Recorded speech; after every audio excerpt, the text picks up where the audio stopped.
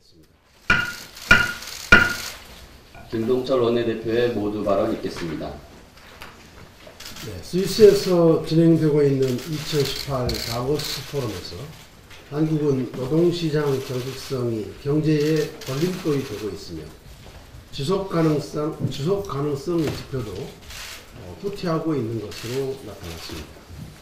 인적 자원 경쟁력은 조사 대상국 119개국 중 31호, 지난해보다 더 후퇴했고 노사 협력 지표는 최하위권인 116위로 나타났습니다.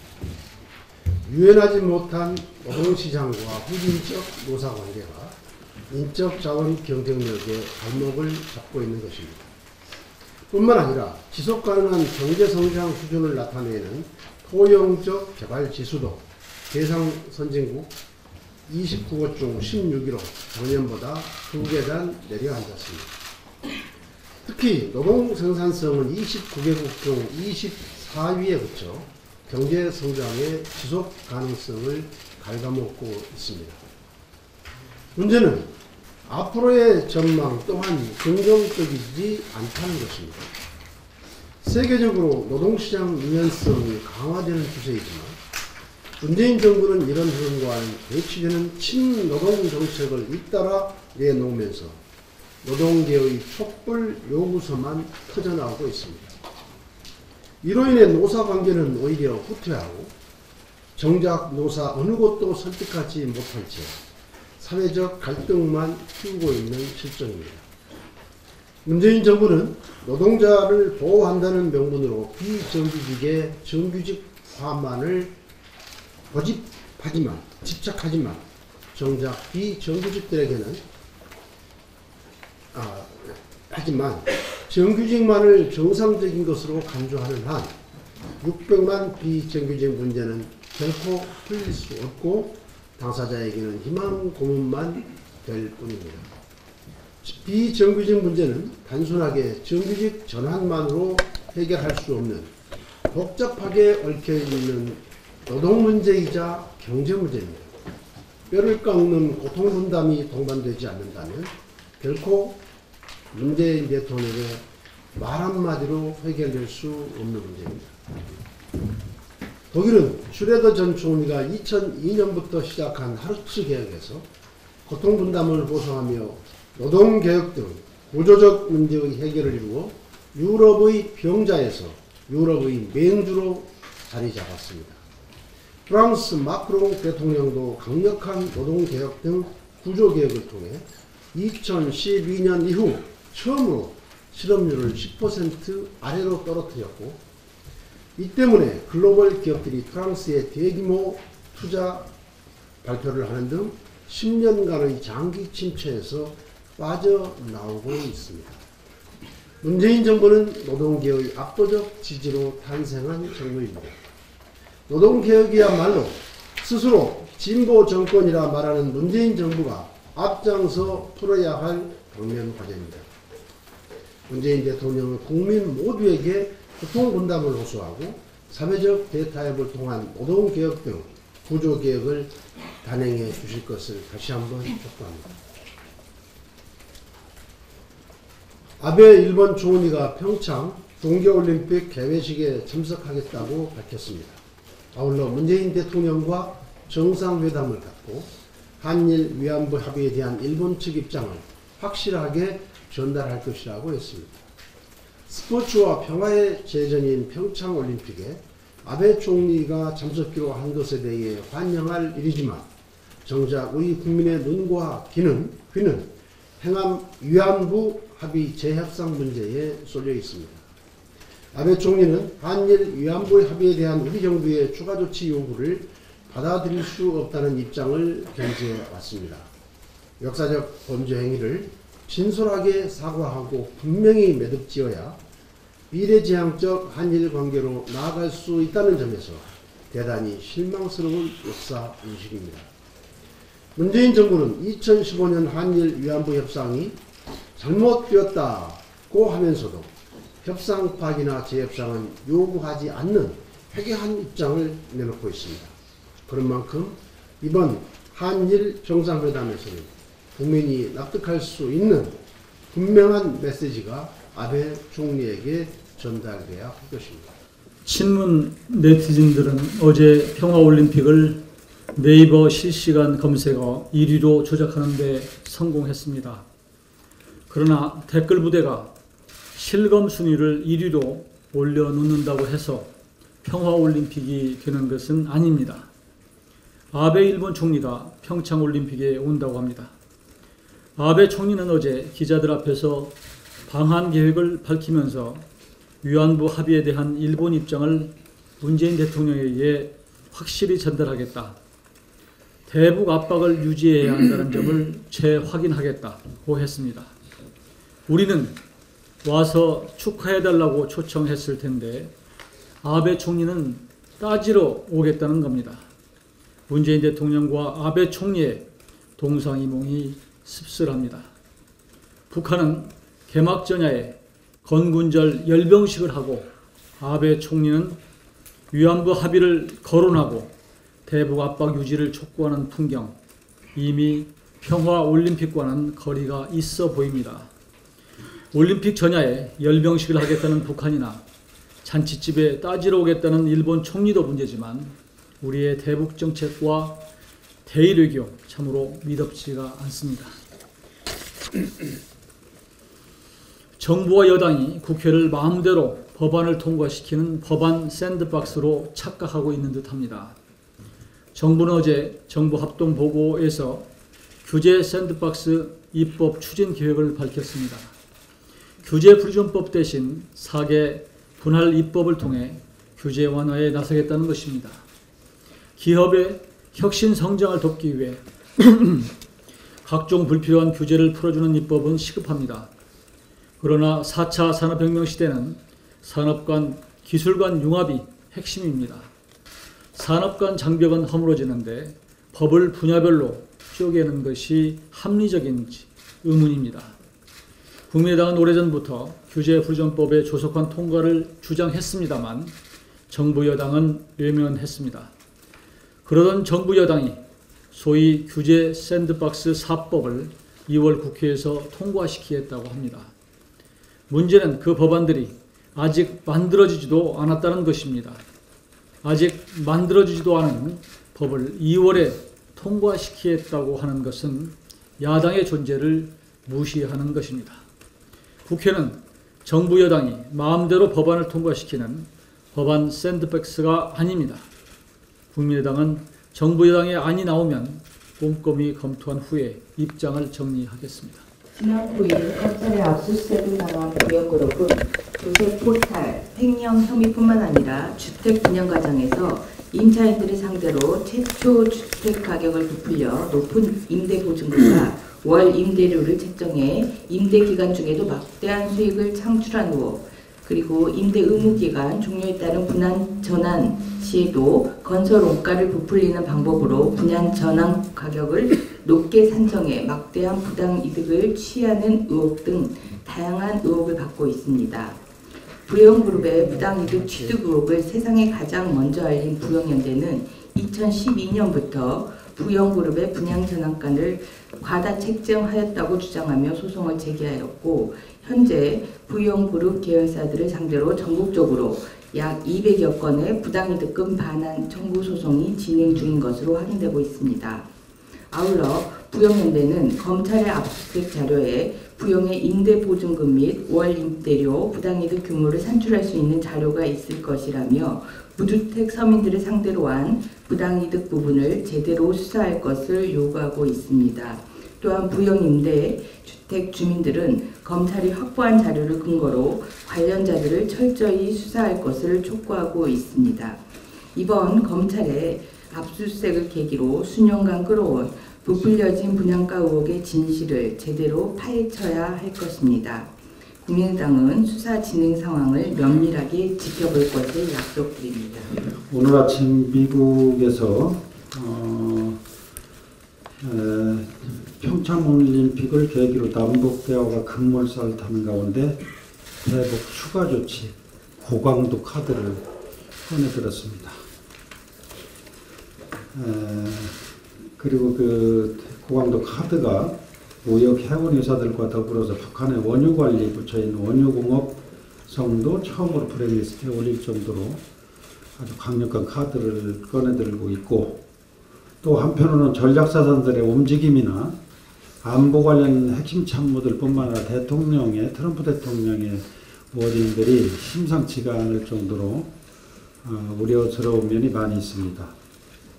이런 가운데 북한 노동당 중앙위원회 정치국은 북한군 창건일인 건군절을 4월 25일에서 올림픽 바로 전날인 2월 8일로 변경한다는 내용을 지난 22일 중앙통신을 통해서 발표를 했습니다. 1978년부터 지난 40년 동안 계속된 4월 25일 건군절을 갑자기 바꾼 것은 우연으로 보기에는 힘듭니다. 그날은 평창올림픽 개막 하루 전날입니다. 올림픽을 통한 평화 분위기에 창문을 깨는 것으로 볼 수밖에 없습니다. 한미는 평화를 위해 오래전부터 해오던 연합훈련을 평창올림픽 이후로 연기를 했습니다. 북한은 건군절 무력 시위를 평창 전야로 당기며 위기를 조성하고 있는 형국입니다.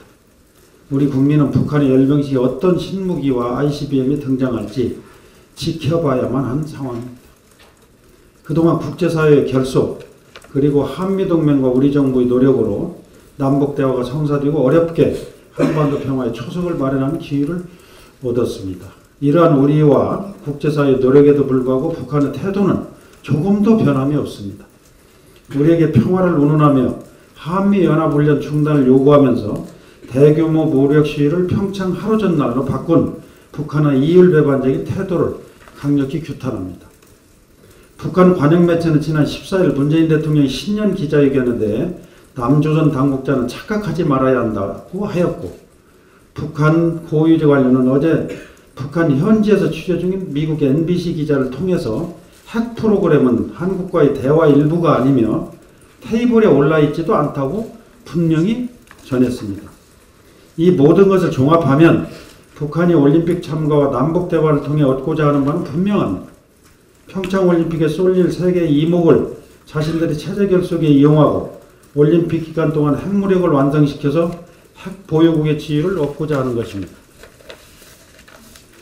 반면에 국가의 운명이 달린 이 위중한 시기에 대통령 선거공약이라며 병복무기간을 18개월로 단축하겠다 하고 미 잠수함 부산항 입항을 막고 돌아가게 만드는 그런 상황도 있었습니다. 그리고 엊그제 우리 공군 F-35 출고 행사에 국방부 장관 축하 메시지까지도 보류하는 등 북한을 의식한 행보를 국민들은 어떻게 생각하겠습니까? 더욱이 대북제재의 강도를 더하고자 하는 미국은 핵잠수함을 돌려가면서 무슨 생각을 하고 있었겠습니까? 참으로 우려스럽습니다. 이제 우리 정부는 어떻게 하면 북한의 의도를 봉쇄할지 고민해야 합니다. 올림픽의 성공적 개최를 넘어 국가의 안보위기 상황을 신중하게 관리해야 할 것입니다. 뻔히 드러난 북한의 의도를 알고도 북한에 끌려다니기만 해서는 절대로 안 될 것입니다. 미국의 펜스 부통령은 북한의 선전 공세를 막기 위해 평창올림픽 개막식에 참석한다고 하였습니다. 폼페이오 미 CIA 국장은 북이 몇 달 안에 미 본토 타격을 갖출 것이라고 연일 공개 발언을 하고 있습니다. 북한을 바라보는 한국과 미국의 시각에 많은 차이가 있음을 알 수 있습니다. 우리가 남북대화에 정신을 쏟고 북한의 현란한 속임수에 속아 넘어가는 사이 미국과 국제사회는 우리가 원하든 원하지 않든 북핵을 뿌리뽑을 매우 구체적 방안을 강구하고 있을지도 모를 위험스러운 징후가 여기저기서 감지되고 있습니다. 국가의 운명이 달린 문제입니다. 안보 현실을 직시하고 남북대화의 궁극적 목표가 북한의 비핵화라는 사실을 한시도 잊어서는 안 될 것임을 다시 한번 강력히 촉구합니다. 저도 화해치유재단과 관련해서 한 말씀 드리겠습니다. 정현백 여성가족부 장관은 최근 한 언론과의 인터뷰에서 이미 화해치유재단은 기능이 중단됐고 피해자분들이 해산을 요구하고 있기 때문에 연내에 청산하게 되기를 바라고 있다, 이렇게 밝혔습니다. 앞서서 정부가 일본군 위안부 피해자 문제 합의 검토를 위한 태스크포스를 꾸려서 5개월간 조사를 했고 그 결과 128 한일 합의가 피해자들의 동의 절차 없이 청와대 주도로 밀실에서 진행된 것으로 밝혀졌습니다. 따라서 128 한일 위안부 합의 무효를 선언하고 화해치유재단을 해산하는 것은 너무도 당연한 일입니다. 그런데 피해자 중심으로 위안부 문제를 해결하겠다고 큰 소리를 치던 문재인 정부는 일본 정부의 눈치만 보면서 128 한일 합의에 대한 무효 선언도 화해치유재단에 대한 해산도 하지 않고 있습니다. 여성가족부 장관이 화해치유재단의 해산을 이야기하자 외교부 대변인은 재단의 연내 해산과 관련해서 최종적으로 정해진 바가 없다고 일축했습니다. 심지어 주일 대사는 추가적인 노력이 어렵다. 위안부 문제를 해결하려고 하는 건 마치 상처를 가만히 두면 낫는데 그것을 붙이고 때려다가 덧날 필요가 있느냐. 더 진전이 안 되도록 봉합이 필요하다고 일본을 대변하기에 급급합니다. 먼저 문제를 제기하고 슬그머니 봉합시키는 것이 문재인 정부가 생각하는 128 한일 합의의 해결 방법이라면 이미 상처난 민족 자존심에 다시 한번 소금을 뿌리는 격입니다. 정부는 즉각 굴욕적인 128 한일 합의 무효를 선언하는 것은 물론 화해치유재단 해산을 해야 합니다. 그리고 위안부 피해 할머니들과 국민이 원하는 일본의 진정 어린 사과를 이끌어내도록 정부가 책무를 다해야 할 것입니다. 최저임금 인상으로 경영상 어려움을 겪고 있는 관광업계 특성을 반영한 현실성 있는 대책을 강구해야 된다는 점에 대해서 한 말씀 드리겠습니다. 작년 시간당 6,470원이던 최저임금이 올해 7,530원을 오르면서 자영업자들과 중소기업들의 경영 부담이 커지고 있습니다. 특히 관광업계는 지난해 3월 사드 도입에 따른 중국 정부 금한령 조치로 인해서 큰 위기를 겪은 데 이어 올 들어 최저임금이라는 새로운 악재가 겹치면서 벼랑 끝에 내몰리고 있는 실정입니다. 최저임금 인상으로 인건비 부담이 늘어남에 따라 인력 감축과 근무시간 단축이 현실화하고 있고 종업원 10인 이하 영세업체가 많은 관광업계 특성상 경영 상황은 더 어려운 것으로 알려졌습니다. 이를 반영하듯 문체부는 지난 22일 월요일날 한국관광공사 서울센터에서 최저임금 인상에 대한 관광 분야 업체들의 의견을 청취하고 일자리 안정자금 등 지원 방안을 논의하기 위한 간담회를 열었습니다. 이 자리에서 관광업계는 비정규직 고용 인력과 주말 및 야간 근무가 많은 업계의 특성을 고려해서 관광산업 전체를 육성하고 활성화할 수 있는 지원 정책이 필요하다고 건의한 바 있습니다. 이에 대해 문체부는 일자리 안정자금 제도에 대해서 안내하고 협조를 요청했지만 이는 근본적인 해결 방안이 될 수 없고 업계의 현실도 파악하지 못한 탁상 공론에 불과합니다. 근로복지공단이 지난 17일 발표한 강원도 지역의 일자리 안정자금 신청 사업장은 97곳으로 중소벤처기업부가 집계한 고용인원 30인 미만의 도내 사업장 약 3만여 개의 0.3% 수준에 그친 것으로 확인됐습니다. 물론 특정 지역만의 사정일 수도 있음을 감안하더라도 그만큼 정부 정책의 실효성에 의문이 있음을 방증하는 것이라고 볼 수 있습니다. 일자리 안정자금이 최저임금 해결사라는 슬로건에 맞게 제 역할을 하기 위해서는 관광업계 특성에 맞는 지원 기준을 마련하고 월 보수액도 190만 원으로 정하기보다 단계적으로 차등을 두어 지원하는 것이 바람직할 것입니다. 고용보험 가입이라는 지원 조건도 현장에 맞게 재조정하는 것이 필요합니다. 문체부는 주무부처로서 중국 의존도 탈피, 관광시장 다변화 및 동남아 비자 발급 요건 완화, 대체 공휴일 제도 확대를 통한 근로자 여행 지원 제도 도입, 국내 관광 활성화를 위한 여행기간 확대 실시 등 보다 현실성 있는 대책을 다각도로 강구할 것을 촉구합니다. 이번 주 정부가 발표한 자살 예방 계획에 대해서 말씀드리고자 합니다. 작년 국감에서 저는 우리나라 자살률이 세계 1위임에도 불구하고 관련 예산은 100억 원에 불과하고 담당자는 주무관 1명에 불과하며 자살 예방에 대한 컨트롤타워 부재를 지적한 바 있습니다.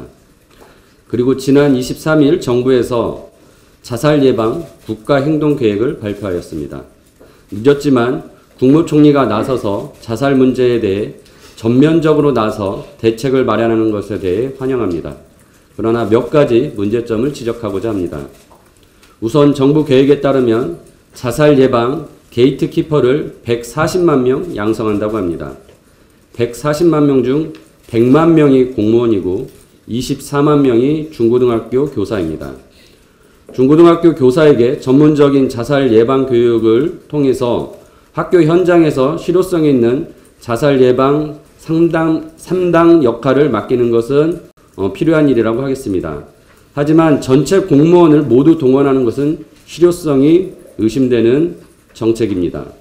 오히려 일선 보건복지 공무원 등에게 보다 집중적이고 전문적인 자살 예방 교육을 실시하여 전문 요원으로 활동하게 하는 것이 보다 효과적일 것입니다.